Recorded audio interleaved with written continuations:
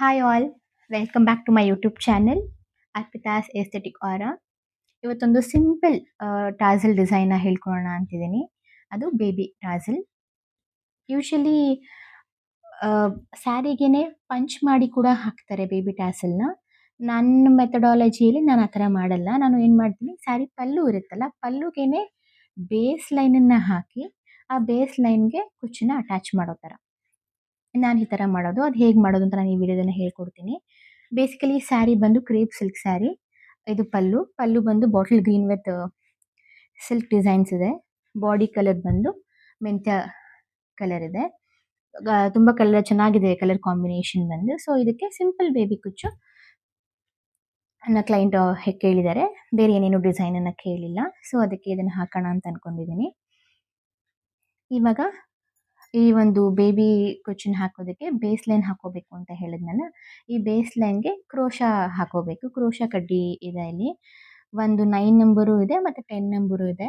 9 number ಬಂದು tulip ಇದೆ and 10 number ಬಂದು ಜ್ಯೋತಿ ಇದೆ. ಯೂಶಲಿ 9 ಕಂಫರ್ಟಬಲ್ ಆಗಿರುತ್ತೆ, ಬಟ್ ನನಗೆ 10 ಕಂಫರ್ಟಬಲ್ ಇದೆ. ಸೊ ನಾನು ಅದಕ್ಕೆ 10 ಯೂಸ್ ಮಾಡ್ತಾ ಇದ್ದೀನಿ. 10 ನಂಬರ್ ಕ್ರೋಶಾ ಕಡ್ಡಿ ಯೂಸ್ ಮಾಡ್ತಾ ಇದ್ದೀನಿ. ಅದಕ್ಕೆ ಒಂದು ಈ ಬೇಬಿ ಕುಚ್ಚು ಹಾಕೋ ಡಿಸೈನ್ಗೆ, ಪರ್ಟಿಕ್ಯುಲರ್ ಈ ಒಂದು ಡಿಸೈನ್ಗೆ ಬೇಸ್ ಲೈನ್ ಹಾಕೋದಾದರೆ 40 ಎಳೆ ದಾರ ಸುತ್ತಕೊಂಡು 6 ಎಳೆ ದಾರ ಮಾಡ್ಕೋಬೇಕಾಗುತ್ತೆ. ಒಂದ್ಸಲ 40 ಎಳೆ ಸುತ್ತಕೊಂಡು ಅದನ್ನೇ ಮರ್ಚಿ ಮತ್ತೆ 6 ಎಳೆ ಸುತ್ಕೋಬೇಕಾಗುತ್ತೆ. ಸೊ ಅವಾಗ 40 ಎಳೆದು ದಾರ ಕಂಬೈನ್ ಆಗುತ್ತೆ, 6 ಎಳೆ ದಾರ. ಅದನ್ನು ಈ ಬೇಸ್ ಲೈನಿಂದ ಬೇಸ್ ಲೈನ್ ಹಾಕೋದಕ್ಕೆ ಇಲ್ಲಿ ಸ್ಟಾರ್ಟ್ ಮಾಡೋಣ. ಇಲ್ಲಿಂದ ಸೊ ಈ ತುದಿಗೆ ಒಂದು ನಾಟ್ ಹಾಕೋತೀನಿ. ಹೀಗೆ ಒಂದು ನಾಟ್ ಹಾಕೋತೀನಿ. ಬೇಕು ಅಂದರೆ ಬೇಕಾದ್ರೆ ಇನ್ನೂ ಒಂದು ನಾಟನ್ನು ನೀವು ಹಾಕ್ಕೊಂಡು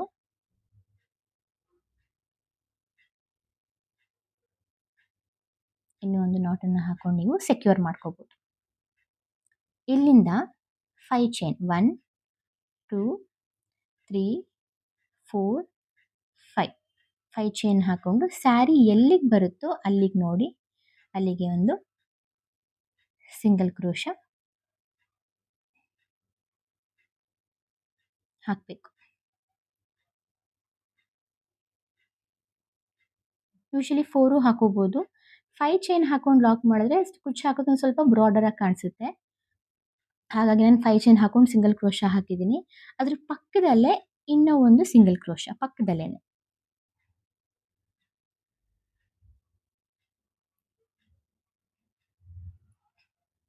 ಸೊ ಮತ್ತೆ ಇನ್ನು ಒಂದು 5 ಚೈನ್ 1 2 3 4 5 ಮತ್ತೆ ಸೀರೆ ಎಲ್ಲಿಗೆ ಬರುತ್ತೋ ಅಲ್ಲಿಗೆ ನೋಡಿ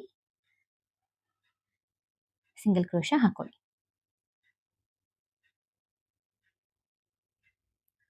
ಮತ್ತೆ ಪಕ್ಕದಲ್ಲೇನೆ ಇನ್ನೂ ಒಂದು ಸಿಂಗಲ್ ಕ್ರೋಶಾ.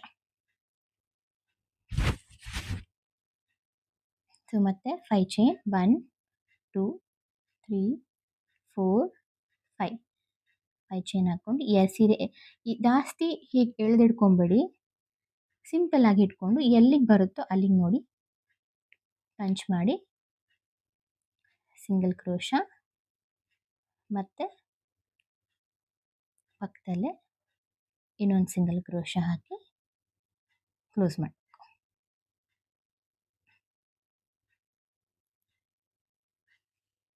ಸೊ ನೋಡಿ 5 chain 2 single crochet 5 chain 2 single crochet. ಯಾಕೆ 2 ಸಿಂಗಲ್ ಕ್ರೋಶಾ ಹಾಕಿನೇ ಕಂಟಿನ್ಯೂ ಮಾಡ್ಬೋದು. ಯಾಕೆ ಡಬಲ್ ಟೈಮ್ ಸಿಂಗಲ್ ಕ್ರೋಶಾ ಹಾಕಿದ್ದೀನಿ ಅಂತಂದರೆ ಬ್ರಾಡರ್ ಆಗಿ ಕಾಣಿಸುತ್ತೆ ಆ್ಯಂಡ್ ಕುಚ್ಚು ವಿಸಿಬಲ್ ತುಂಬ ಚೆನ್ನಾಗಿ ವಿಸಿಬಲ್ ಆಗುತ್ತೆ, ಕ್ಲಮ್ಸಿಯಾಗಿ ಕಾಣಿಸಲ್ಲ. ಸೊ ಅದಕ್ಕೋಸ್ಕರ ನಾನು 2 ಸಲ ಸಿಂಗಲ್ ಕ್ರೋಶಾ ಹಾಕ್ಕೊಂಡು ಲಾಕ್ ಮಾಡಿಕೊಂಡು ಕಂಟಿನ್ಯೂ ಮಾಡ್ತೀನಿ. ಇದೇ ಥರ ಕಂಪ್ಲೀಟ್ ಪಲ್ಲುನ ಕಂಪ್ಲೀಟ್ ಮಾಡಬೇಕಾಗುತ್ತೆ. ಅದನ್ನು ನಾನು ಕಂಪ್ಲೀಟ್ ಮಾಡ್ತೀನಿ ಇವಾಗ. ಈಗ ನೋಡ್ಬೋದು, ನಾನು ಎಂಟೈರ್ ಪಲ್ಲುಗೆ 5 ಚೈನ್ 2 ಸಿಂಗಲ್ ಕ್ರೋಶಾ ಹಾಕಿ ಲಾಕ್ ಮಾಡಿದ್ದೀನಿ. ಎಂಟೈರ್ ಪಲ್ಲುಗೆ ಲಾಸ್ಟಲ್ಲಿ 5 ಚೈನ್ ಹಾಕಿ 3 ಸಲ ಸಿಂಗಲ್ ಕ್ರೋಶಾ ಹಾಕಿ ಲಾಕ್ ಮಾಡಿದ್ದೀನಿ. ಲಾಕ್ ಮಾಡಿ ಆದಮೇಲೆ 1 or 2 ಚೈನ್, ಸೆಕ್ಯೂರ್ ಜಾಸ್ತಿ ಬೇಕು ಅಂತಂದರೆ 3 ಚೈನ್ ಹಾಕಿ ಒಂದು ಸ್ವಲ್ಪ ದಾರ ಬಿಟ್ಟು ಇಲ್ಲಿಗೆ ಹೀಗೆ ಕಟ್ ಮಾಡ್ಕೋಬೇಕು. ಕಟ್ ಮಾಡಿಕೊಂಡು ಈ ಕ್ರೋಶ ಇರುತ್ತಲ್ಲ, ಕ್ರೋಶ ನೀಡಲ್ನ ಹೀಗೆ ತೆಗೆದ್ರೆ ಅದು ಈ ಥರ ಲಾಕ್ ಆಗುತ್ತೆ. ಲಾಕ್ ಆದಮೇಲೆ ಸ್ವಲ್ಪ ತುದಿಗೆ ಕಟ್ ಮಾಡಿ, ಇಷ್ಟು ಕಟ್ ಮಾಡಿಕೊಂಡು ನಾವು ಯಾವುದೇ ಕುಚ್ಚು ಹಾಕಿದ್ರೂ ಸರಿ, ಬ್ರೈಡಲ್ ಕುಚ್ಚಾಗಿರ್ಬೋದು, ಬೇಬಿ ಕುಚ್ಚಾಗಿರ್ಬೋದು, ಲಾಸ್ಟಲ್ಲಿ ನಾವು ಲಾಕ್ ಮಾಡಿ ಸೆಕ್ಯೂರ್ ಮಾಡಿರ್ತೀವಲ್ಲ, ಈ ಥರ ಥ್ರೆಡ್ಡನ್ನು ಬಿಟ್ಟಿರ್ತೀವಲ್ಲ, ಅದನ್ನು ಈ ಥರ ಹಿಂದೆಗೆ ಈ ಥರ ಫೋಲ್ಡ್ ಮಾಡಿ ಗಮ್ಮಿಂಗ್ ಮಾಡಬೇಕಾಗತ್ತೆ. ಸೊ ಆವಾಗಲೇ ನಿಮಗೆ ಎಕ್ಸಾಕ್ಟ್ ಫಿನಿಶಿಂಗ್ ಬರೋದು. ಈ ಥರ ಸ್ವಲ್ಪ ಗಮ್ ಹಾಕ್ಕೊಂಡು ಈ ಥರ ಫಿನಿಶಿಂಗ್ ಮಾಡ್ಕೊಂಡು, ಸೊ ಆವಾಗ ಕಂಪ್ಲೀಟ್ ನೀಟ್ ಫಿನಿಶಿಂಗ್ ಬರುತ್ತೆ. ಸೊ ಇದು ಲಾಸ್ಟ್ ಎಂಡ್ ಇದು. ಅದೇ ಥರ ನಾನು ಇನಿಷಿಯಲ್ ಪಲ್ಲು ಇದೆಯಲ್ಲ, ಸೊ ಅಲ್ಲಿಗೂ ಕೂಡ ನಾವು ನಾಟ್ ಹಾಕ್ಕೊಂಡಿರ್ತೀವಲ್ಲ, ನಾಟ್ ಹಾಕ್ಕೊಂಡಾಗಲೂ ಸ್ವಲ್ಪ ದಾರ ಇರುತ್ತೆ. ಸೊ ಅದಕ್ಕೂ ಸ್ವಲ್ಪ ಗಮ್ಮನ್ನು ಹಾಕ್ಕೊಂಡು ಹಾಗೆ ಸೆಕ್ಯೂರ್ ಮಾಡ್ತೀನಿ. ಅದು ಒಣಗಿದ ಮೇಲೆ ಕಂಪ್ಲೀಟ್ ಹಾಗೆ ಡ್ರೈ ಆಗುತ್ತಲ್ವ, ಸೊ ಆಗ ಮತ್ತೆ ಅದು ನಾವೀಗ ಹೇಳಿದ್ರು ಕೂಡ ಬರಲ್ಲ, ಹೇಗೆ ಹೇಳಿದ್ರು ಕೂಡ ಅದು ಬರಲ್ಲ, ಸೆಕ್ಯೂರ್ ಆಗಿರುತ್ತೆ. ಸೊ ಇದೇ ಥರ ನೀವು ಯಾವ ಕುಚ್ಚು ಹಾಕಿದ್ರೂ ಅಷ್ಟೇ, ಬೇಬಿ ಕುಚ್ಚೆ ಅಂತೆಲ್ಲ, ಯಾವುದೇ ಟ್ರೆಡಿಷ್ನಲ್ ಆಗಿರ್ಬೋದು, ಟೆಂಪಲ್ ಡಿಸೈನ್ ಆಗಿರ್ಬೋದು, ಕಾಸು ಡಿಸೈನ್ ಆಗಿರ್ಬೋದು, ಯಾವುದೇ ಡಿಸೈನ್ ಹಾಕಿದ್ರೂ ಈ ಥರ ಸೆಕ್ಯೂರ್ ಮಾಡ್ಕೊಳ್ಳೋದು ಒಳ್ಳೆಯದು. ಸೊ ಇದಾದಮೇಲೆ ಇವಾಗ ಹೇಗೆ ಕುಚ್ಚು ಕಟ್ಟೋದನ್ನ ಅಂತ ನಾನು ಹೇಳ್ಕೊಡ್ತೀನಿ. ಇವಾಗ ನೋಡಿ, ಇವಾಗ ಇದು ಫಿನಿಶ್ ಆಗಿದೆ. ಸೊ ನಾನು ಬೇಸ್ ಲೈನ್ ಹಾಕುವಾಗ ಆಪೋಸಿಟ್ ಇತ್ತು ನನಗೆ ಪಲ್ಲು. ಇವಾಗ ನಾನು ಫ್ರಂಟ್ ಸೈಡ್ ಮಾಡ್ಕೊಂಡಿದ್ದೀನಿ. ಫ್ರಂಟ್ ಸೈಡ್ ಮಾಡಿ ಫಿನಿಶಿಂಗ್ ಇಲ್ಲಿ ಗಮ್ ಹಾಕಿ ಫಿನಿಶಿಂಗ್ ಮಾಡ್ಕೊಂಡಿದ್ದೀನಿ. ಇವಾಗ ನಾನು ಇದಕ್ಕೆ ಕುಚ್ಚು ಕಟ್ಟಬೇಕು. ಕುಚ್ಚು ಕಟ್ಟೋದಕ್ಕೆ ನಾನು ಈ ಥರ 87 ದಾರನ ಪೋಣಿಸ್ಕೊಂಡು, ಅಟ್ಲೀಸ್ಟ್ ಒಂದು ಸ್ಲೇಟ್ಗಾಗಿರ್ಬೋದು ಅಥವಾ ಒಂದು ಲಾಂಗ್ ಬುಕ್ಗೆ ಸುತ್ತಕೊಂಡು 87 ದಾರ ಮಾಡ್ಕೊಂಡಿದ್ದೀನಿ. ಇದನ್ನು ನಾವು ಕುಚ್ಚು ಹಾಕುವಾಗ ಡಬಲ್ ಆಗುತ್ತೆ. ಹೀಗೆ ಈಗ ಹಾಕ್ತೀವಲ್ವ, ಆವಾಗ ಡಬಲ್ ಆಗುತ್ತೆ. ಸೊ 160 ಸ್ಟನ್ಸ್ ಆಗುತ್ತೆ. 87 ಸುತ್ತಕೊಂಡ್ರೆ 160 ಆಗುತ್ತೆ. ಸೊ ಅದೇ ಥರ ಯೆಲ್ಲೋ ಮತ್ತು ಗ್ರೀನನ್ನ ಮಾಡ್ಕೊಂಡಿದ್ದೀನಿ.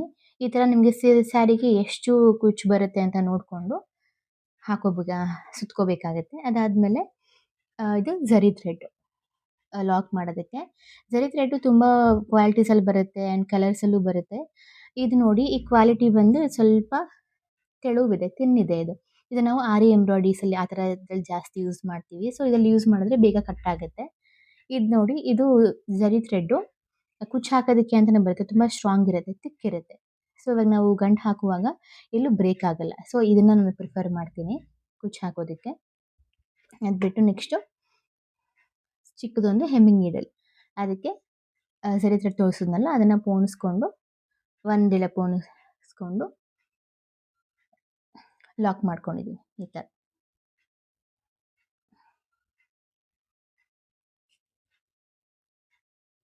ಫಸ್ಟ್ ನಾನು ಯೆಲ್ಲೋ ಕಲರನ್ನ ಹೈಲೈಟ್ ಮಾಡ್ತಾ ಇದ್ದೀನಿ ಇಲ್ಲಿ.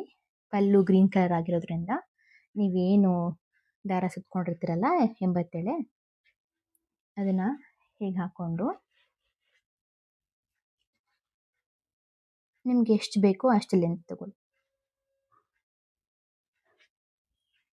ಸೊ ಎಷ್ಟು ಬೇಕೋ ಆ ಥರ ಅಷ್ಟು ಲೆಂತನ್ನು ತಗೊಂಡು ಇಷ್ಟು ಹಾಕಿದ್ರೆ, ಇವಾಗ ನಾವು ಬೇಸ್ ಲೈನ್ ಹಾಕಿರೋದ್ರಿಂದ ಸ್ವಲ್ಪ ಉದ್ದ ಕಾಣಿಸುತ್ತೆ. ಸೊ ನಾನು ಇಷ್ಟು ಲೆಂತನ್ನು ತೊಗೊಂಡಿದ್ದೀನಿ. ಇಷ್ಟು ಲೆಂತ್ ತೊಗೊಂಡು ಹೆಮ್ಮಿಂಗ್ ದಾರಕ್ಕೆ ನಾವು ಝರಿ ಹಾಕ್ಕೊಂಡಿರ್ತೀವಲ್ಲ, ಹೀಗೆ ಮಿಡಲ್ ಕೂಡ ಹಾಕ್ಬೋದು, ಬಟ್ ನಾನು ಈಗ ಸೈಡಿಂದ ಹಾಕ್ತೀನಿ. ತಗೊಂಡು ಒಂದು ನಾಟ್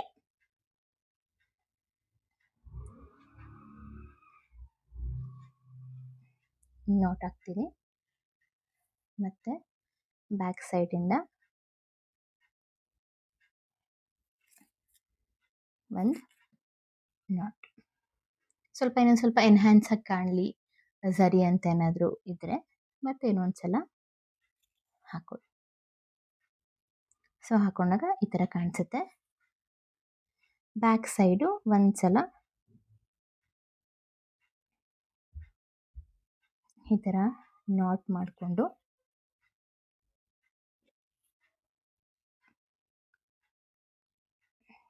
ಇದು ಒಳಗಡೆ ಹಾಕಿ ಹೀಗೆ ಎಳೆದ್ಬಿಟ್ರೆ ಸೊ ಹೀಗೆ ಕಾಣಿಸುತ್ತೆ. ಸೊ ನೀವು ಸಿಸರ್ ತಗೊಂಡು ಹೀಗೆ ಟ್ರಿಮ್ ಮಾಡ್ಕೊಳ್ಳೋದು.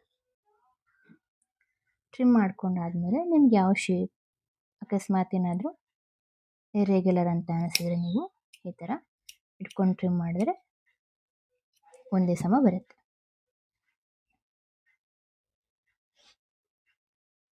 ಹೀಗೆ ಬರುತ್ತೆ. ನೆಕ್ಸ್ಟು ಅದೇ ಥರ ಗ್ರೀನ್ ಅಲ್ಲ. ಸೊ ನಾನು ಈ ಒಂದು ಸ್ಯಾರಿಗೆ 3 ಎಲ್ಲೋ 2 ಗ್ರೀನ್ 3 ಎಲ್ಲೋ 2 ಗ್ರೀನ್ ಮಾಡಬೇಕು ಅಂತ ಅಂದ್ಕೊಂಡಿದ್ದೀನಿ. ಸೊ ಅದನ್ನು ನಾನು ಮಾಡಿ ತೋರಿಸ್ತೀನಿ ನಿಮಗೆ ಇವಾಗ. ಸೊ ಈಗ ನೋಡ್ಬೋದು ನೀವು 3 ಎಲ್ಲೋ ಕುಚ್ಚನ್ನು ಕಟ್ಟಿದ್ದೀನಿ, 2 ಗ್ರೀನ್ ಕಲರ್ ಕುಚ್ಚು ಕಟ್ಟಿದ್ದೀನಿ. ಹಾಗೆ ಇದೇ ಥರ ಕಂಟಿನ್ಯೂ ಮಾಡಿಕೊಂಡು ಟಿಲ್ ಎಂಡ್ವರೆಗೂ ಇದೇ ಥರ ಮಾಡಬೇಕಾಗುತ್ತೆ. ನಾನು ಯಾಕೆ 3:2 ಆ ಥರ ರೇಷೋ ತೊಗೊಂಡಿದ್ದೀನಿ ಅಂತಂದರೆ ಈ ಸ್ಯಾರಿ ಪಲ್ಲು ಬಂದು ಗ್ರೀನ್ ಇದೆ. ಸೊ ಗ್ರೀನನ್ನು ನಾವು ಜಾಸ್ತಿ ಎನ್ಹಾನ್ಸ್ ಮಾಡಿದ್ರೆ ಬಾಡಿ ಕಲರ್ ಮೇಲೆ ಅಷ್ಟು ಚೆನ್ನಾಗಿ ಕಾಣಿಸಲ್ಲ, ಸಿಮಿಲರ್ ಆಗೋಗುತ್ತೆ. ಸೊ ಅದಕ್ಕೋಸ್ಕರ ಬಾಡಿ ಕಲರ್ ಮೇಲೆ ಜಾಸ್ತಿ ಏನಿದೆಯೋ ಅದನ್ನು ಹೈಲೈಟ್ ಮಾಡಿದ್ದೀನಿ. ಸೊ ಹೀಗೆ ಕಂಪ್ಲೀಟ್ ಸ್ಯಾರಿನ ಫಿಲಪ್ ಮಾಡ್ತೀನಿ. ಫಿಲಪ್ ಮಾಡಿಬಿಟ್ಟು ನಿಮ್ಗೆ ತೋರಿಸ್ತೀನಿ. ಈಗ ನೋಡ್ಬೋದು ನೀವು ಕಂಪ್ಲೀಟ್ ಸ್ಯಾರಿಗೆ ನಾನು ಫಿನಿಶ್ ಮಾಡಿದ್ದೀನಿ. ಕಂಪ್ಲೀಟ್ ಪಲ್ಲುಗೆ